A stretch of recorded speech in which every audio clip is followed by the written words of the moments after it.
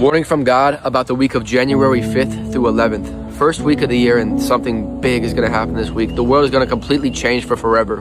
And I'm not talking about the world. I'm talking about your world. I'm going to give you one thing to do this week, and if you do it, it will completely change your life.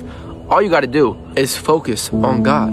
I say it every week, but you keep on focusing on your problems. You keep on focusing on all these things you can't control. This week, instead of focusing on all your problems, focus on the problem solver. Instead of focusing on all these things you can't control, focus on the one who controls everything. Where attention goes, energy flows. If you focus on what you're missing what you have.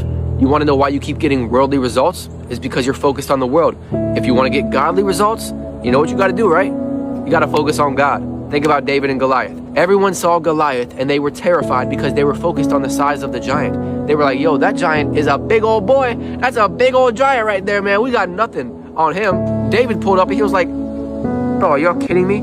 That giant is light work. Do y'all realize who's on our side? Do you realize the God who fights for us? David wasn't scared at all. And that's because David wasn't focused on the size of the giant. He was focused on the size of his God. Everyone else was measuring the giant against himself, but David was measuring the giant against God. And that's God math. And I like God math because God is bigger than whatever you face this week. So if you keep your focus on Him, you're not going to worry. You're not going to stress. That's why the Bible says if you keep your mind on God, He will keep you in perfect peace. Peace doesn't mean you won't have problems, but it does mean your problems won't have you. What you look at the longest becomes the strongest. So stop looking at the giant in front of you and start looking at the God who's with you. When you focus on God, He'll handle the rest. And I want to give you one practical tip. When you wake up in the morning, don't reach for your phone. Do a little something like this.